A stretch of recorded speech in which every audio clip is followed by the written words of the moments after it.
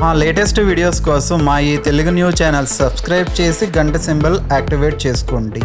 రేపు గురువారము పంచమి కలిసి వచ్చాయి. గురువారము పంచమి కలిసి వస్తే ఆ యోగాన్ని గురు పంచమి యోగం అంటారు. గురువారం అనేది లక్ష్మీదేవికి ఎంతో ఇష్టమైన రోజు. అలాగే పంచమి తిథి అన్నా కూడా లక్ష్మీదేవికి ఎంతో ఇష్టమైన రోజు. పంచమి తిథి రోజే లక్ష్మీదేవి పాలసముద్రం నుండి ఉద్భవించిందని పురాణాలలో ఉంది. గురువారము మరియు పంచమి కలిసి వస్తే ఆ రోజు గురు పంచమి యోగం ఉందని జ్యోతిష్య పండితులు చెప్తూ ఉన్నారు. ఇది లక్ష్మీదేవికి ఎంతో ఇష్టమైన రోజు. అయితే ఈ గురు పంచమి యోగం ఉన్న రోజున సాయంత్రం 6 తర్వాత గ్యాస్ స్టవ్ కింద ఇది పెడితే చాలు, రాత్రికి రాత్రే మీ కష్టాలు పోతాయి, మీ ఇల్లంతా డబ్బుతో నిండిపోతుందని పెద్దలు చెప్తూ ఉన్నారు. గ్యాస్ పొయ్యి అనేది లక్ష్మీదేవి స్వరూపం. మనమందరము డబ్బు సంపాదించడానికి ఎంతగానో కష్టపడుతూ ఉంటాము. డబ్బు సంపాదించడానికి మనం చేయని పని అంటూ ఉండదు. కానీ కొందరు ఎంత సంపాదించినా ఇంట్లో డబ్బు నిలవదు. ఎప్పటి డబ్బు అప్పుడే ఖర్చు అయిపోతుంది. దీనికి కారణం మనపై లక్ష్మీదేవి అనుగ్రహం లేకపోవటమే అని చెప్పవచ్చు. మనం చేసే చిన్న చిన్న పొరపాట్ల వల్ల లక్ష్మీదేవి అనుగ్రహాన్ని పొందలేకపోతూ ఉన్నాం. దీనివల్ల మనశ్శాంతి కరువై ఇంట్లో గొడవలు పడటము, వ్యాపారంలో నష్టం రావటం వంటివి జరుగుతూ ఉంటాయని పండితులు చెప్తూ ఉన్నారు. వీటన్నిటికీ కారణం మనం ఇంట్లో చేసే పొరపాట్లేనని వారు చెప్తూ ఉన్నారు. ఇంట్లో ఉండే పవిత్రమైన వస్తువుల మీద అపవిత్రమైన వస్తువులను ఉంచటం వల్ల జ్యేష్ఠాదేవి ఇంట్లో తిష్ట వేసుకొని కూర్చుంటుంది. గ్యాస్ పొయ్యి కూడా ఎంతో మంగళకరమైన వస్తువు అని పెద్దలు చెప్తూ ఉన్నారు. పూర్వకాలంలో పొయ్యిని వెలిగించే ముందు ఆవు పేడతో అలికి ముగ్గు వేసిన తర్వాతే పొయ్యిని వెలిగించేవారు. ప్రస్తుత కాలంలో గ్యాస్ స్టవ్లను వాడుతూ ఉన్నారు. కాబట్టి ఆ గ్యాస్ స్టవ్లను వెలిగించే ముందు కూడా శుభ్రంగా తుడిచి పసుపు రాసి బొట్టు పెట్టిన తర్వాతే దానిని వెలిగించాలి. స్నానం చేసిన తర్వాతే స్టవ్ను వెలిగించాలి. అప్పుడప్పుడు గ్యాస్ మీద పాలు పొంగుతూ ఉంటాయి. కొందరు దానిని శుభ్రం చేయకుండా అలాగే ఉంచుతారు. కానీ అలా అస్సలు ఉంచకూడదని, దీనివల్ల ఇంట్లో దరిద్రదేవత తాండవం చేస్తుందని చెప్తూ ఉన్నారు. గ్యాస్ స్టవ్ను శుభ్రంగా ఉంచుకోకపోతే వచ్చిన డబ్బు వచ్చినట్లే ఖర్చు అయిపోతుంది. వంటగదిని కూడా ఎప్పుడూ శుభ్రంగా ఉంచుకోవాలి. ఇలా శుభ్రంగా ఉంచుకోవటం వల్ల మనం లక్ష్మీదేవి అనుగ్రహాన్ని పొందవచ్చు. ప్రత్యేకంగా గురు పంచమి యోగం ఉన్న రోజున గ్యాస్ పొయ్యి కింద ఈ వస్తువు ఒక్కటి పెడితే చాలు, లక్ష్మీదేవి అనుగ్రహంతో మీకు ఉన్న కష్టాలన్నీ కూడా పోయి అష్ట ఐశ్వర్యాలు సిద్ధిస్తాయి. మీ ఇల్లంతా ఐశ్వర్యంతో నిండిపోతుందని పెద్దలు చెప్తూ ఉన్నారు. మరి గురు పంచమి యోగం ఉన్న రోజు గ్యాస్ స్టవ్ కింద ఏం పెట్టాలో ఇప్పుడు మనం ఈ వీడియోలో వివరంగా తెలుసుకుందాం. కన్నా ముందు నా గోచీని కాపాడుకోవడానికి ఇంత పని చేయాల్సి వచ్చింది అనే సామెత ఎలా వచ్చిందో తెలిపే కథను విందాం. ఫస్ట్ అయితే ఈ వీడియోకి ఒక లైక్ కొట్టి మా ఛానల్ని సబ్స్క్రైబ్ చేసుకొని మాకు సపోర్ట్ చేయండి. మా ఈ తెలుగు న్యూస్ ఛానల్ సబ్స్క్రైబ్ చేసుకున్నట్లే మంచి డిస్కౌంట్స్ డీల్స్ వచ్చే మా టెలిగ్రామ్ ఛానల్ లింక్ కింద డిస్క్రిప్షన్లో ఉంది, సబ్స్క్రైబ్ చేసుకోండి. అనగనగా ఒక సాధువు సంసారం మీద విరక్తితో ఊరి బయట ఒక పాక వేసుకొని ధ్యానం చేసుకుంటూ ఊరు ప్రజలు తనకు సమర్పించే పళ్ళు తిని పాలు త్రాగి జీవిస్తూ ఉండేవాడు. అతనికి 2 గోచీలు మాత్రమే ఉండేవి. అతడు వాటిని స్నానం చేసి ఒకటి ఆరేసుకునేవాడు, ఒకటి కట్టుకునేవాడు. కొన్నాళ్లకు ఒక ఎలుక ఆ గోచిని రోజు కొరికి వేయసాగింది. ఎన్ని గోచీలు మార్చినా అలాగే కొరికేస్తూ ఉండేది. గ్రామస్తుడు ఒకడు ఆ సాధువుకు ఒక పిల్లిని ఇచ్చి, దీని వలన మీకు ఎలుక బాధ ఉండదు స్వామి అని చెప్పాడు.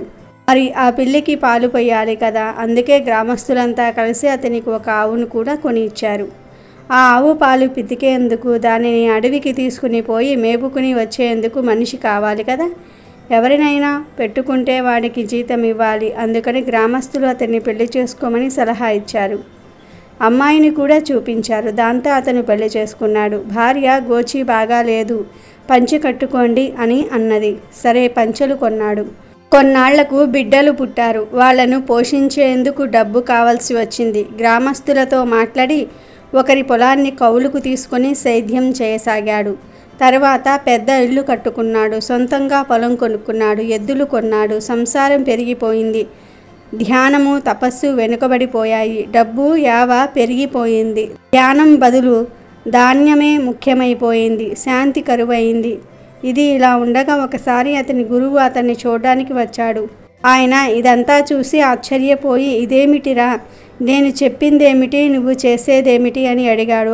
అప్పుడు ఆ సాధువు, గురుదేవ, కౌపిన సంరక్షణార్థం ఆయం పట్టాటోపహ అన్నాడు. అంటే గురుదేవ, నా గోచిని కాపాడుకోవడానికి ఇంత పటాటోపం పట్టుకోవాల్సి వచ్చిందని చెప్పి నాకు బుద్ధి వచ్చిందని లెంపలు వేసుకొని ఆ సంపదనంతా భార్యను చూసుకోమని చెప్పి అడవికి వెళ్ళిపోయి హాయిగా మూలాదులు తింటూ తపస్సు చేసుకుంటూ శాంతిగా గడిపాడు.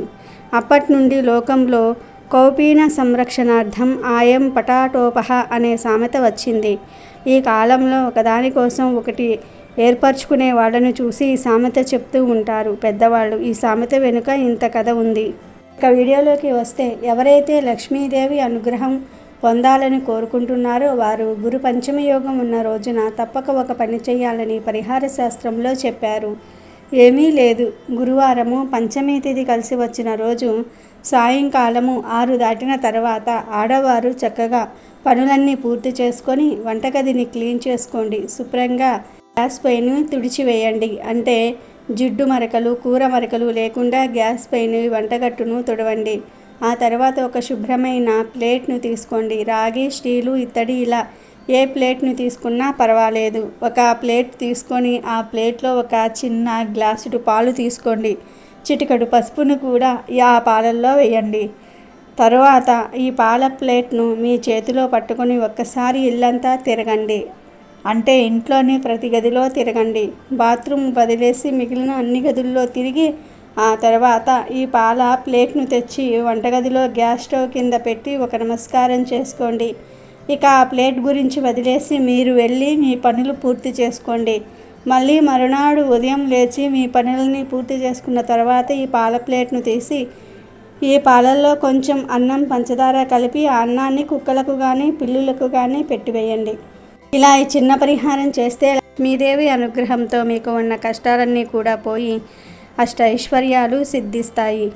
మీ ఇల్లంతా ఐశ్వర్యంతో నిండిపోతుందని పెద్దలు చెప్తూ ఉన్నారు. ఇలా ఈ చిన్న పరిహారం చేస్తే లక్ష్మీదేవి అనుగ్రహం కలుగుతుందని, మీకు ఉండే ఎంత పెద్ద కష్టాలైనా సరే పోతాయని పరిహార శాస్త్రం చెప్తోంది.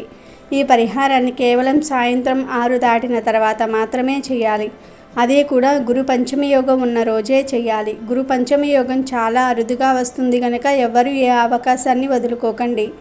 తప్పకుండా ఈ పరిహారాన్ని చేసి లక్ష్మీదేవి అనుగ్రహంతో శుభ ఫలితాలను పొంది సంతోషంగా జీవించండి. అమెజాన్లో బెస్ట్ డిస్కౌంట్స్ కోసం వీడియో డిస్క్రిప్షన్లో లింకు ఉంది, చూడండి. అలాగే మా టెలిగ్రామ్ ఛానల్ సబ్స్క్రైబ్ చేసుకోండి.